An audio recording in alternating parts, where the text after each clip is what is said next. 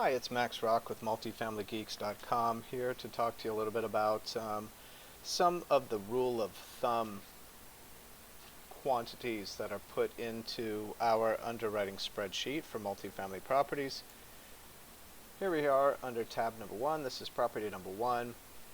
And with 30 data points, you can underwrite a multifamily property. Let's put in 200 units up here. Let's say it's a $10 million building. And actually probably be multiple buildings to be a 200 unit, probably 8 or 12 buildings. Let's say it's 150,000 square feet, and we're just making up some numbers so that we can illustrate the rule of thumb quantities here. Okay, I can't seem to get 150. 1, 2, 3. Is that it? Hey, okay. So let's say that monthly, let's say the gross rents are, annual rents are $1 million. There we go. And notice how the spreadsheet populates. We're down to 1, 2, 3. That was our fourth number we input, and notice the spreadsheet just populates for you. Okay, just stick to the cells that are the tan color-ish there, and there's only 30 of them. And with those in off of the T12, watch another video to figure out how to process the T12. Okay, this one's going to be specifically on these numbers here, the rule of thumb values that pop up as we go. They've already started to populate. Let's put a vacancy in. Let's say this is $60,000 in vacancy. Let's say there's $25,000 in concessions. Let's say bad debt is $55,000. Let's say they're getting utility reimbursement of $50,000, other income of $50,000. Let's guess their property taxes at $100,000. Insurance, let's guess at $50,000. Let's put payroll in at $50,000. Repairs and maintenance, let's just put $50,000. Make ready is $50,000. General admin, $50,000. Management, let's put $50,000. Then we'll go back and play with some of these too. Let's say they're utilities. It's an older building, Class C, which is kind of the ones we like too. I'll explain that in a minute. Let's say marketing's $10,000 here. Contract services, let's say it's $45,000. And let's stop right there because these are other contract services. Pest control, landscaping, and security are normally contained within contract services, right? So let's talk about this asking price. Let's just say the asking price on this property is $11 million. We're offering, our strike price is 10, and let's say the offer was 9. We'll keep that there for a minute. This just helps you sort of get a percentage. If they're asking 11 and your offer is down here at 9, right? That's 18% below their asking. And in this environment right now, probably you're not going to get that property. Don't even waste your time. You better be coming in with some good cash on cash numbers like 6 to 10 at 10% below their asking price. Right? So let's say that's 10 million. We have 10 million in here. Let's do a last 3 months income, goes up on the right here in 04. So let's say that was 300,000. Again, watch other videos to see how to process the T12 to get to that, right? So what do we want to focus on? We want to talk about vacancy. Right here, this says 60,000. The model goes ahead. So this is the seller's column, down D. That's what we fill in their numbers off the T12. And we're going to now look at I, column I. Because this is our numbers. If we're going to buy it, we have to make a decision. Do we match their numbers? Do we go higher or do we go lower? So if it's physical vacancy, the model's already going to drop in numbers for you already. Now you as the underwriter definitely have the right and opportunity and right and privilege, whatever that may be, to go ahead and override these numbers depending on what you know about the property. So right now the model's going to just mimic. If it says 60,000 in vacancy, it'll drop in 6% on our side and model 60,000 at our higher income level. Why is our income level higher? 2 reasons. Number 1, we're putting in the last 3 months up here, and you can toggle the model on and off. You can say I want 12 months, now it's going to drop this down. Or I want the last 3 months, which should give you a higher valuation right now because we're coming out of the pandemic. The last 3 months for most buildings are better. We're predicting the rest of the year will look like the last 3 months. So you take the last 3 months income, multiply it by 4, and if you look at the formula in here, you can see how that plays out. All right, so and actually it does it right up here, times 4. It takes the last 3 months times 4 right there, and then rolls it into our income. Also, we're modeling $100 extra per unit, and that can be put to 0. All right, let's say it's 0. Now things start to come back, and let's say you go back to 12 months. This thing right here should look exactly like $1 million, should look like what the seller's getting right now. Well, we want to say we're going to do something with the property. We're going to put some money into this. We're going to put $6,667 in and get $100 out more per rent per month per unit. And that on top of the last 3 months of income gives us a higher gross scheduled rent. This template does not start at GPR, does not start at gross potential rent. And go down here, you can read the description here of why. All right. It starts at gross scheduled rent, so our gross scheduled rent would be $1,240,000.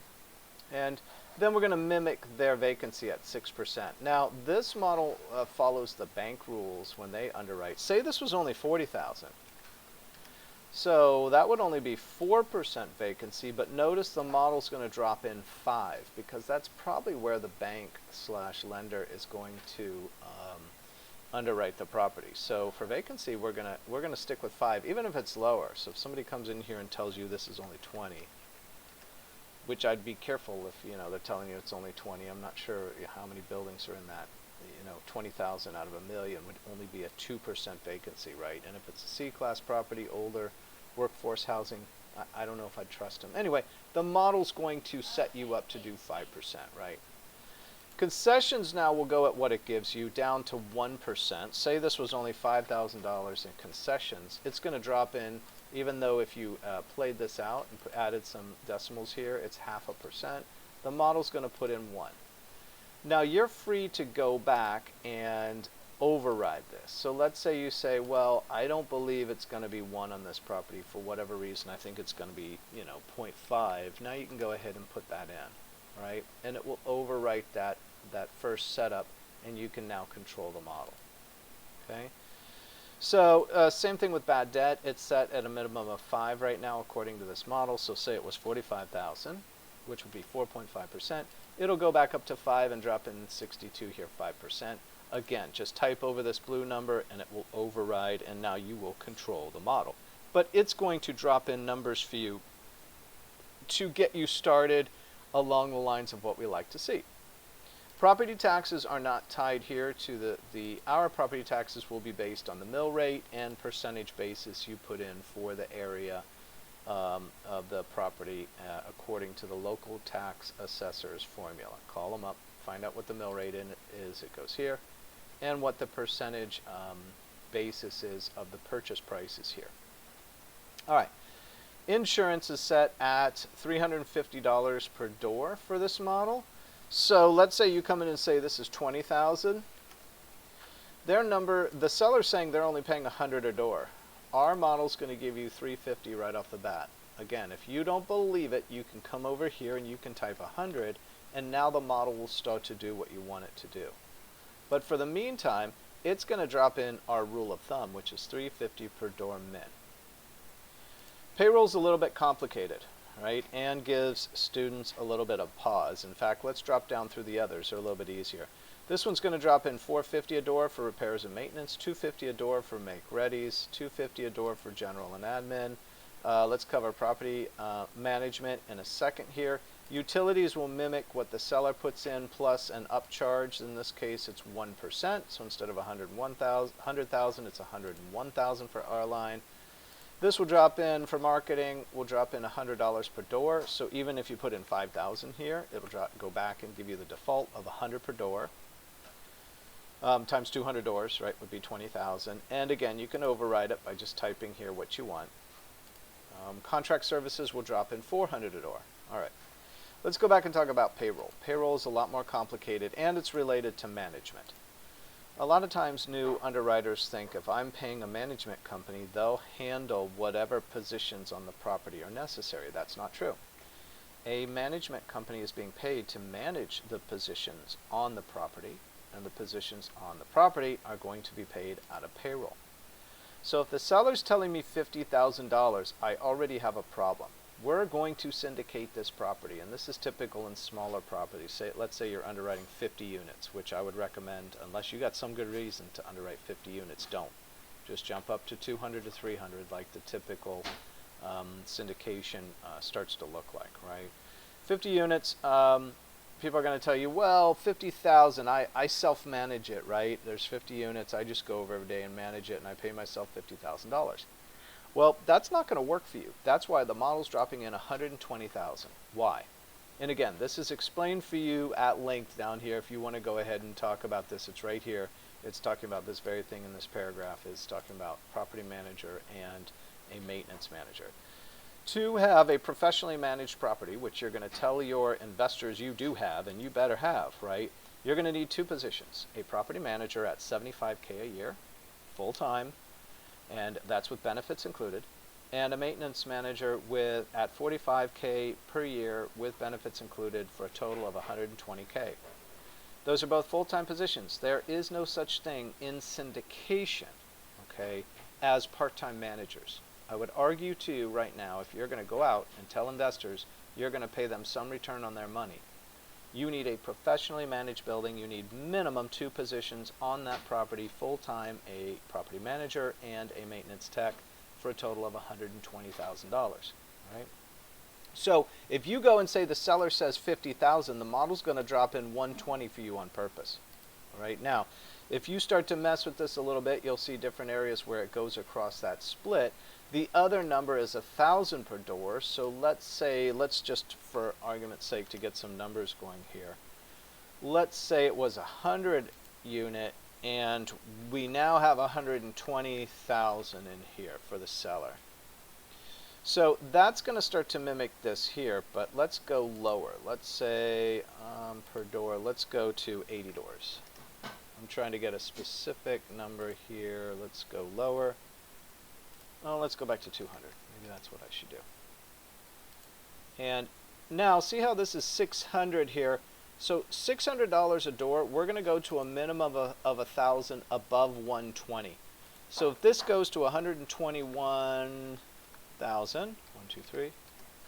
Now it's going to jump to 1,000 a door because that's our minimum per door for these larger properties. All right, so it's kind of two minimums. You're either at 1,000 per door minimum, or you're at 120,000 for the property minimum.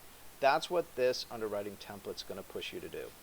If you bring to me a property that's 50 units and you say there's 50,000 in payroll, I'm going to say to you just bump it up to 120 because we can't buy it without those two full-time positions if we're going to syndicate it. All right, if you're talking about bringing the $4 million out of your pocket, I don't know why you would do that either unless you had professional full-time managers on the property. So the simple answer to that is quit underwriting smaller properties in the 50 unit range.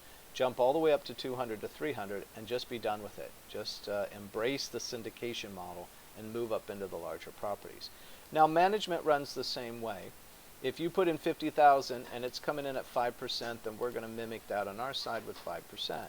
If you start to come in at 35,000, which would be 3.5% right here, it'll mimic that too, because 3.5% is still in our that could probably be acceptable here. Okay. So, but if you start going to 30,000, which would be 3%, now it's going to start to, well, it's mimicking it down to 3%. What is it below that? Okay, so I'm off on that. Let's try 25%, because 2.5 would be too low here, right? 25,000 be, now it's going back up and putting in a 4.5% on these. So anyway, these are the mins that it's going to drop in. Go ahead and drop in your numbers and then watch what happens on the rule of thumb side.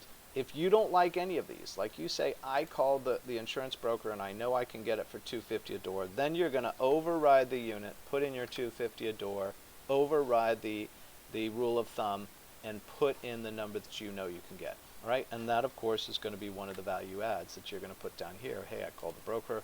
I can get insurance for $250 a door. All right, so I hope that helps in terms of rule of thumb and mins dropped in on our underwriting spreadsheet. Hope it helps.